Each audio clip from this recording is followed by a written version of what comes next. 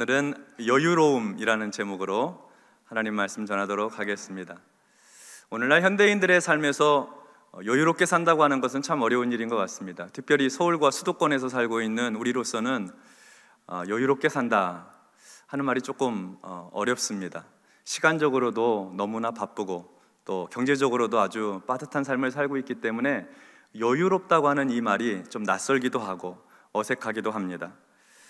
여유라는 단어에는 크게 두 가지 의미가 포함되어 있습니다. 첫 번째 의미는 물질적이거나 또 시간적으로, 시간적으로 넉넉하고 남음이 있다 하는 뜻입니다. 남음이 있어야지 좀 여유롭죠. 두 번째 의미는 물질과 시간 쪽보다는 어떤 마음에 더 무게가 실린 말인데요. 여유로움이란 무엇인가? 성급하게 굴지 않고 사리 판단을 너그럽게 하는 마음의 상태. 성급하게 굴지 않고 사리 판단을 너그럽게 하는 마음의 상태. 그러니까 조급하지 않은 거죠, 마음이. 또 그렇다고 해서 게으른 것도 아닙니다. 여유로움은 시야가 넓은 거예요. 또 생각을 깊게 하는 것이죠. 그래서 시간적으로나 또는 경제적으로나 주어진 상황 안에서 그것을 가지고 남음이 있도록 사는 거죠. 여유롭게 사는 것입니다. 그렇다고 하면 이 여유로움이라고 하는 것은 꼭 시간이 많다고 해서만 누릴 수 있는 것은 아닌 것 같습니다. 시간이 많아도 늘 급한 일로 쫓기는 삶이 있습니다. 또 시간이 좀 부족해도 그것을 지혜롭게 선용하여서 좀 느긋하게 살아갈 수 있는 길도 있죠. 재정도 마찬가지입니다. 재정이 많다고 해서 꼭 여유로운 것은 아닙니다. 다만 써야지 하고 움켜쥐고 있으면 그 여유로운 게 아니죠. 부족한 재정도 손을 펴서 나누고 베풀 수 있으면 그것이야말로 여유로운 삶이 되는 것입니다. 그러니까 여유로움이라고 하는 것은 시간과 물질에 국한된 문제가 아니라 마음의 태도와 더 깊이 관련이 있는 것 같습니다. 성급하게 굴지 않고 사리 판단을 너그럽게 하는 마음의 상태. 그러니까 너그러움은 예수 믿고 신앙생활하는 우리 성도들의 신앙의 자세, 삶의 자세라고도 할 수 있을 것 같습니다. 오늘 우리는 시편 27편의 말씀을 읽었습니다. 시편 27편은 다윗의 시입니다. 다윗은 이 시에서 자기는 지금 여유롭다고 고백하고 있습니다.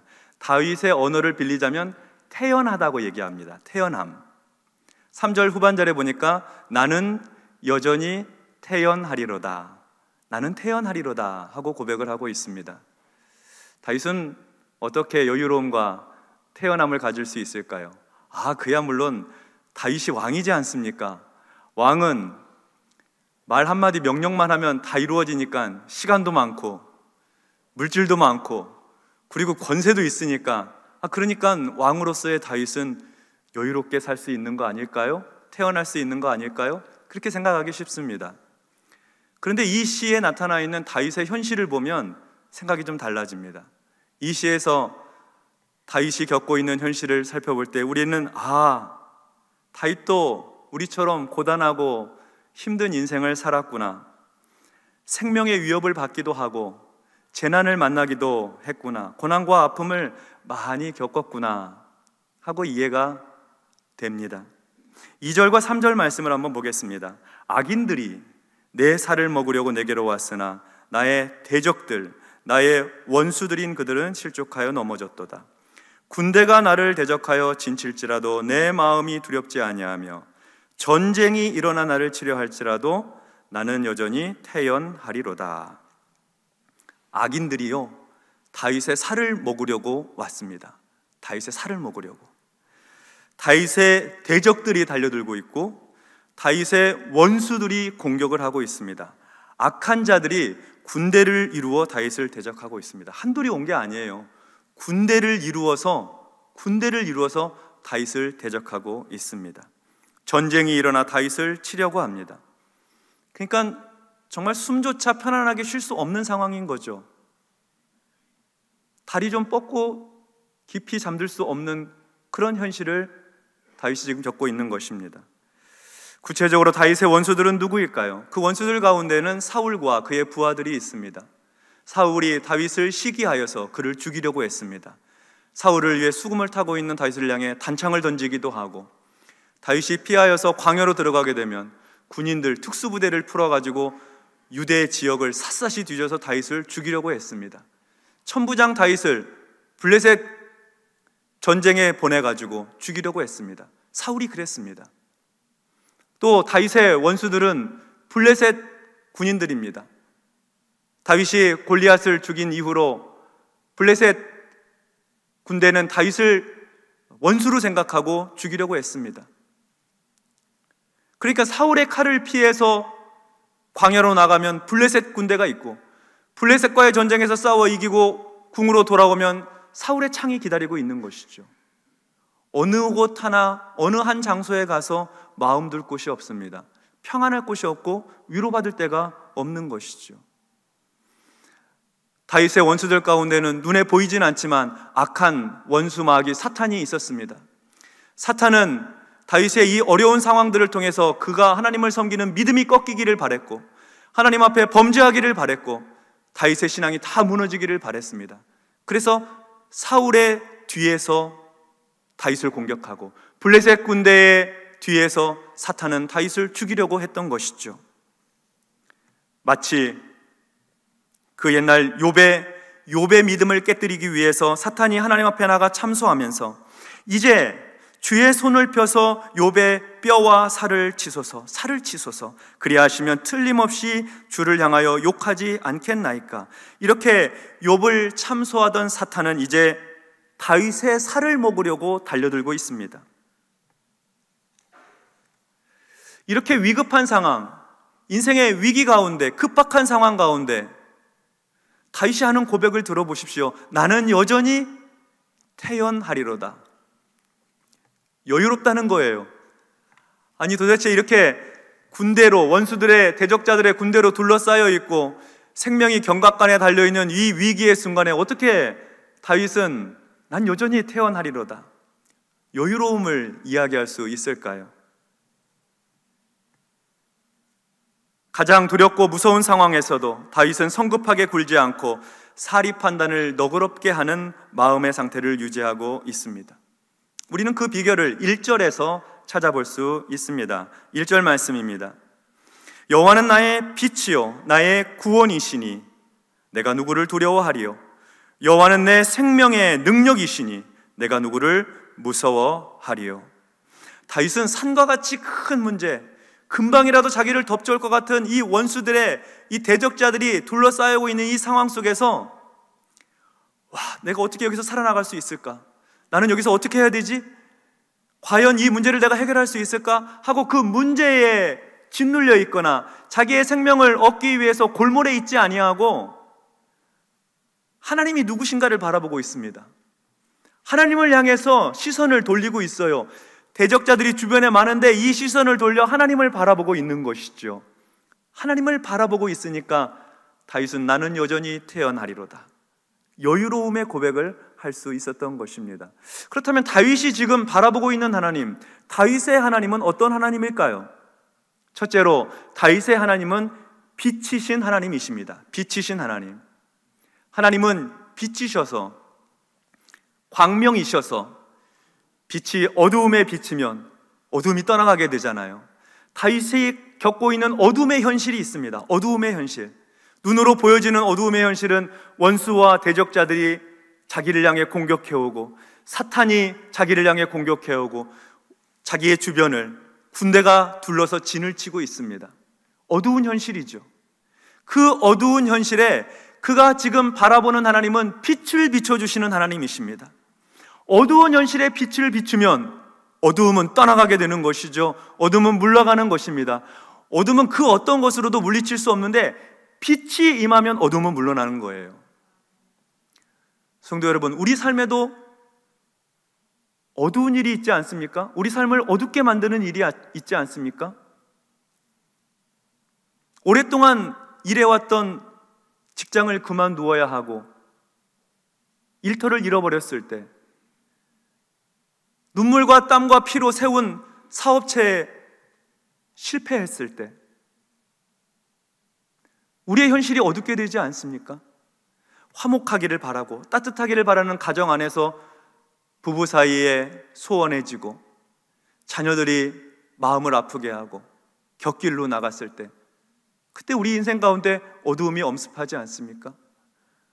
우리의 육체가 병약해지고 인간관계가 깨어져 나갈 때 그때 우리는 내 인생에 어두움이 찾아왔구나 하고 생각을 하게 됩니다. 그때 우리가 바라봐야 될 다윗의 하나님, 나의 하나님이죠. 빛이신 하나님이십니다. 빛이신 하나님께서 우리의 인생 가운데 어두운 현실 가운데 비추어 주시면 하나님의 은혜가 임하는 것이죠. 어둠이 물러나는 것입니다. 어둠의 권세가 깨뜨려지고 어둠의 일들이 저 멀리 바다에 던져지게 되는 것이죠. 하나님의 빛이 임하기를 그래서 우리는 소원하게 되는 것입니다. 빛이신 하나님께서 어두운 우리 가운데 임하셨다, 그렇게 말씀합니다. 빛이신 하나님께서 어두운 세상에 임하셨다. 요한복음 1장에 보면 우리 주님께서 세상의 빛으로 이 세상에 오셨다고 말씀합니다. 그 안에 생명이 있었으니 이 생명은 사람들의 빛이라. 사람들의 빛이라. 빛이 어둠에 비치되 어둠이 깨닫지 못하더라. 참 빛, 곧 세상에 와서 각 사람에게 비추는 빛이 있었나니 라고 말씀합니다. 성도 여러분, 우리가 예수 믿을 때 예수님께서 우리 심령 가운데 함께 하시잖아요. 우리 안에 거하시는 예수님은 빛이신 예수님입니다. 그러니까 우리가 예수를 믿을 때 주께서 우리와 함께 하심으로 우리 안에 있는 어둠의 일들이 떠나가는 거예요. 우리 삶의 현실 가운데는 어둠의 일들이 묶이는 거죠.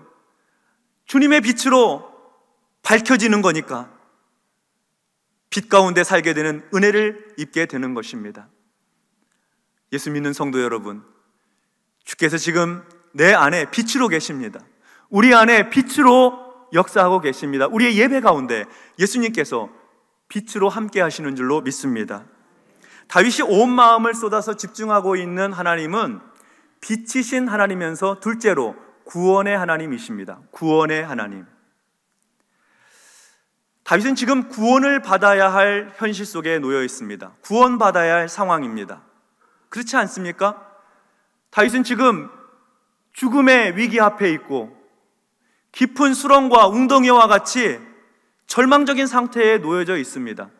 다윗이 아무리 전쟁의 용사라 한들 자기를 둘러싸고 있는 군대의 진에서 어떻게 살아나갈 수가 있겠습니까?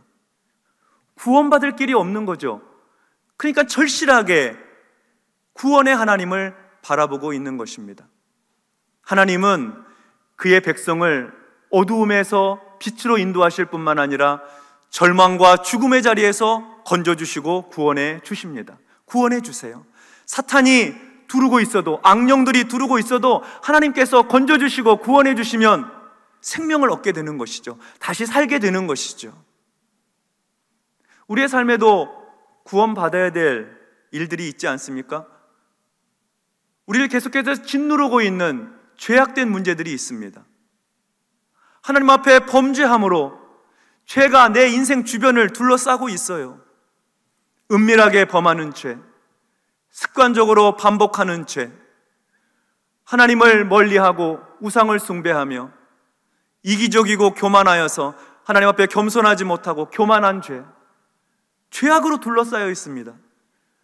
도저히 우리 스스로는 이 굴레에서 벗어날 수가 없는 것이죠. 하나님께서 건져주셔야 합니다. 깊은 수렁과 웅덩이에서 건져주시는 구원의 하나님, 그 구원의 하나님이 다윗의 하나님이에요. 우리의 하나님이에요. 요한일서 1장 7절의 말씀에 보면 그가 빛 가운데 계신 것 같이 우리도 빛 가운데 행하면 우리가 서로 사귐이 있고 그 아들 예수의 피가 우리를 모든 죄에서 깨끗하게 하실 것이요. 아멘. 하나님께서는 우리를 구원하시기 위해서 그 아들을 십자가에 내어주셨습니다. 십자가에 내어주셔서 보혈의 피를 흘리게 하심으로 그 피를 의지하는 자마다 누구나 그 피로 말미암아 죄사함을 받고 정결하게 되고 거룩하게 되고 의롭다 하심을 받아 하나님의 자녀가 되는 권세를 허락해 주신 것입니다. 죄악에서 깨끗하게 건져주셨을 뿐만 아니라 가난과 질병에서 구원하시고 악한 사탄의 세력에서 건져주시는 것입니다. 그 구원의 하나님께서 여러분 오늘 나와 함께하고 계세요. 우리의 모임과 예배 가운데 그 하나님께서 우리를 붙들고 계시는 줄로 믿습니다. 다윗이 온 마음을 쏟아 집중하고 있는 다윗의 하나님, 빛이신 하나님, 구원의 하나님, 그리고 생명의 능력이신 하나님입니다. 셋째로는 생명의 능력이신 하나님. 우리 하나님은 삶의 힘과 능력을 공급해 주시는 하나님이십니다. 다윗에게 지금 가장 필요한 것은 생명의 능력입니다. 왜냐하면 이 주변의 현실과 상황으로 너무나 낙심되어 있거든요. 너무 절망적인 상황이에요. 도저히 희망을 꿈꿀 수 없는 현실 앞에 있으니까 일어설 수가 없는 것이죠. 낙심이 되는 거예요. 그때 하나님께서, 생명의 능력이 되시는 하나님께서 함께 하시면 두 다리에 힘을 얻고 어깨를 펴게 되고 생명의 능력으로 충만하여서 하나님을 바라보게 되면 절망이 변하여서 새 소망으로 바뀌는 것이죠. 현실이 아니라 하나님을 볼 때 희망을 꿈꾸는 거예요. 현실을 바라보면서 희망을 꿈꾸는 건 자기 체면이죠. 잘 될 거야, 잘 될 거야. 자기 체면. 그게 아닙니다. 하나님을 바라보고 하나님께 우리의 관심을 두어야지 생명의 능력이 되시는 주께서 함께 하실 때 새 소망을 꿈꿀 수가 있는 것입니다. 하나님은 생명이 필요한 우리에게 생명의 능력을 부어주십니다. 마태복음 10장 1절의 말씀을 보면 예수께서 그의 12제자를 부르사 더러운 귀신을 쫓아내며 모든 병과 모든 약한 것을 고치는 권능을 주시니라, 능력을 주시니라 말씀하셨습니다. 시편 127편에서도 보라, 자식들은 여호와의 기업이요 태의 열매는 그의 상급이로다. 젊은 자의 자식은 장사의 수중의 화살 같으니 이것이 그의 화살통에 가득한 자는 복되도다. 젊은 부부가 아기 갖고 싶고 생명을 잉태하고 싶은데 하나님께서 생명의 능력으로 임하시면 태의 열매, 하나님의 상급을 얻게 되는 것이죠. 자식은 여호와의 기업이요 태의 열매는 그의 상급이로다. 장사의 수중에 화살과 같은 자녀들을 얻게 되는 겁니다. 생명의 능력이 임하게 되면. 우리가 예수를 믿을 때에 생명의 능력이 되신 주께서 우리와 함께 하심으로 우리 안에 새 생명의 은혜를 허락해 주십니다. 그래서 이 세상에서도 하나님의 생명으로 충만하게 살 뿐만 아니라 천국에 이르도록 영원한 생명의 능력을 얻게 하시는 거예요. 영생의 축복을 누리게 하시는 것이죠. 그래서 믿음으로 살아가는 곳곳마다 하나님의 생명이 나타나고 하나님의 능력이 있어서 도저히 일어설 수 없는 그 자리를 털고 일어서도록 주께서 손을 붙들어 일으켜 주시는 거죠. 그의 능력의 오른손으로, 생명의 오른손으로 그를 붙들어 일으켜 주시는 것입니다. 여러분, 그 주님이 지금 우리와 함께 하신다는 사실을 알고 계십니까?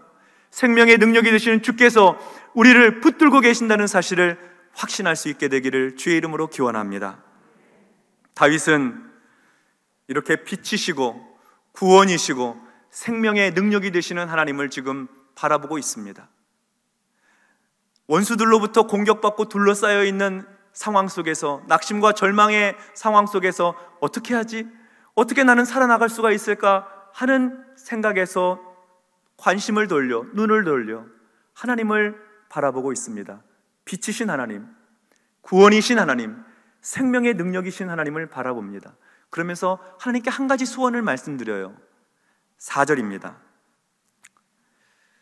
내가 여호와께 바라는 한 가지 일, 그것을 구하리니 곧 내가 내 평생에 여호와의 집에 살면서 여호와의 아름다움을 바라보며 그의 성전에서 사모하는 그것이라. 아멘.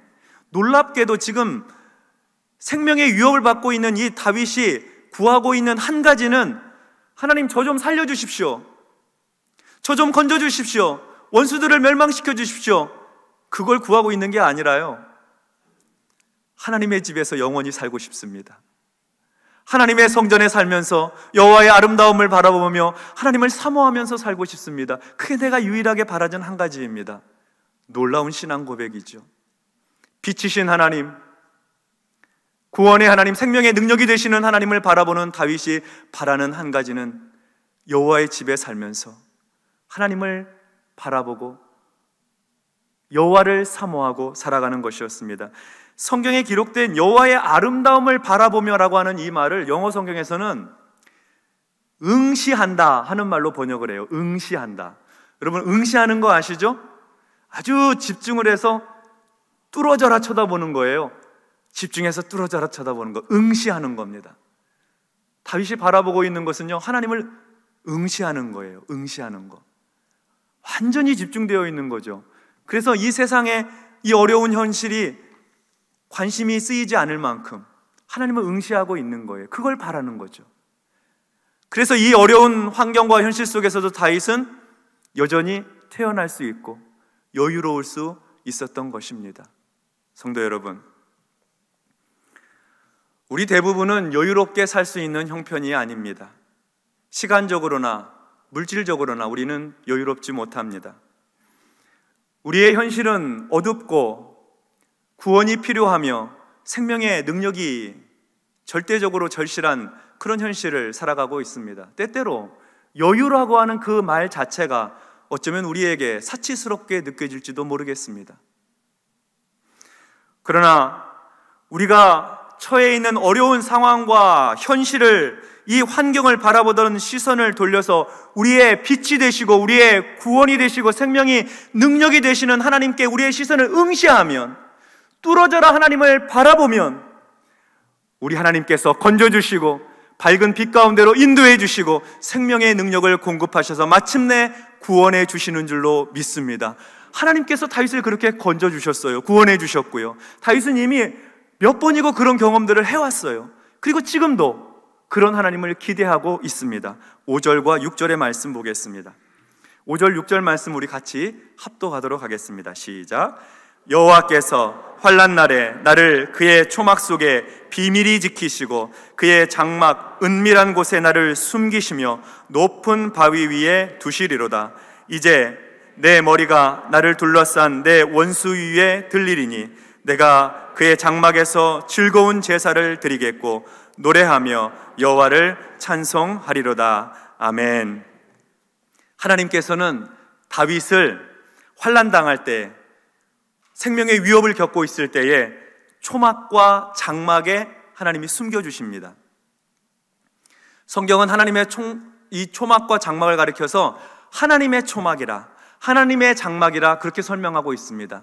하나님의 초막과 장막으로 다윗을 이렇게 감싸주시는 거죠.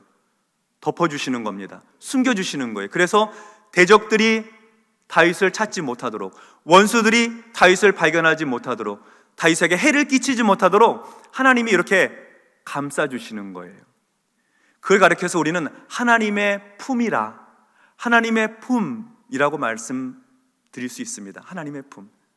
마치 엄마가 아이를 이렇게 품에 안아주는 것처럼 그렇게 다윗을 품어주셨다는 거예요. 아이가 갑자기 차도에서 위험한 일을 겪고 차가 빵 하고 지나가면은 놀래서 얼른 엄마 품으로 달려오잖아요. 엄마가 이렇게 품어주잖아요. 금세 안정감을 느낍니다.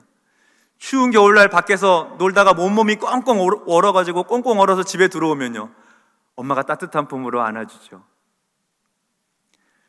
삶이 지치고 힘들고 고단하고 눈물을 흘리고 상처 입을 때 엄마가 안아주면 마음이 금방 누그러집니다. 엄마 품이 그렇습니다. 근데 하나님께서 다윗을 그렇게 품어주신다는 거예요. 하나님의 품으로 원수가 지나기까지, 이 환난이 넘어가기까지 하나님께서 그의 장막과 그의 초막으로 다윗을 덮어주셔서 그를 건져주셨다는 거예요. 구원해 주셨다는 거예요. 뿐만 아니라 하나님께서 다윗을 높은 바위 위에 세워주십니다. 원수들 앞에서 그의 고개를 들게 해주세요. 머리를 들게 해주세요. 이 말의 뜻은 다윗이 이 싸움에서 승리를 했다는 것을 의미합니다. 승리했다. 아니, 하나님의 품 안에서 숨어 있었는데 어떻게 다윗이 싸웠을까? 하나님이 싸워주신 거죠.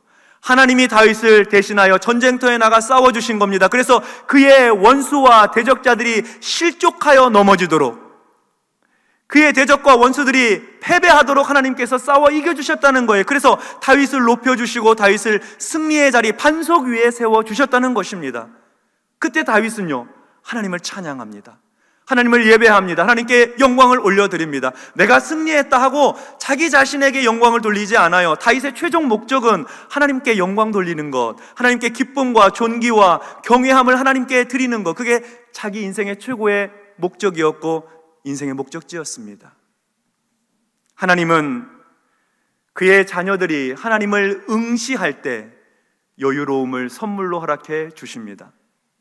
하나님은 빛이시고 구원이시고 생명의 능력이신 하나님께 초집중하여 하나님을 뚫어져라 쳐다보면서, 하나님 나의 유일한 소원은 주님 바라보며 하나님의 전에서 하나님을 찬양하고 예배하는 것입니다. 고백할 때 하나님께서 그의 어둠의 세력을 물리쳐 주시고 그의 구원의 역사를 일으켜 주시며 생명의 능력을 공급해 주셔서 하나님의 품으로 품어주심으로 힘들고 어렵고 고단한 시간들을 지나가게 하시고 원수가 해하지 못하도록 하시며 그를 높이 세워 승리케 하시고 하나님을 예배하고 찬양하게 만들어 주신다는 거죠. 그러니까 하나님을 응시하여 여유로운 삶을 살게 된 성도들이 하나님을 예배하게 되는 거예요. 예배는 하나님을 앙망하고 응시하여 사는 사람들이 하나님께서 베풀어 주시는 그 태연함, 그 여유로움을 가지고 주님을 찬양하고 경배하는 것이 예배입니다. 예배입니다. 이번 한 주간도 우리의 빛이 되시는 하나님을 응시하며 살아가십시다. 우리의 어두운 현실이 있습니다. 우리를 고통스럽게 하는 그런 구원받아야 될 일들이 있지요. 생명의 능력이 필요합니다. 하나님을 응시하십시다. 빛이신 하나님, 구원이신 하나님, 생명의 능력이신 하나님을 이 한 주간도 응시하고 사셔서 하나님의 품으로 그의 초막과 장막으로 우리를 덮어주시고 원수가 대적자들이 발견하지 못하도록 덮어주시고 하나님께서 친히 싸우시고 하나님께서 직접 그들을 다루셔서 실족하여 넘어지게 하시며 우리를 높이 들으셔서 승리케 하시고 우리에게 기쁨과 영광을 허락하시며 우리로 하여금 마음껏 하나님 찬양할 수 있도록 우리의 삶의 변화, 우리의 인생의 역전, 하나님의 축복을 허락해 주실 줄로 믿습니다. 이러한 은혜와 축복이 우리 삶에 충만하시기를 주의 이름으로 축원합니다. 아멘. 기도하십시다. 하나님 아버지, 감사합니다. 우리의 심령 가운데 어두움이 찾아오고 구원의 일들이 필요하고 생명의 능력이 간절히 요청될 때에 하나님께서는 그를 응시하고 바라보고 있는 사랑하는 자녀들에게 초막이 되어주시고 장막이 되어주셔서 그 품으로 꼭 안아주시는 하나님 아버지, 이 한 주간 우리 성도님들의 삶에 하나님의 품으로 덮어주시는 은혜가 충만하게 임하여 주시옵소서. 우리의 육신의 강건함을 얻게 해주시고 경제적인 어려움과 문제들에서 노연하게 해주시며 실패의 자리에서 자리를 털고 다시 일어설 수 있는 용기를 하나님께서 허락하여 주시옵소서. 그래서 주님을 마음껏 찬양할 수 있도록, 하나님께 예배할 수 있도록 그렇게 우리를 인도하여 주시옵소서. 예수님의 이름으로 기도하옵나이다. 아멘.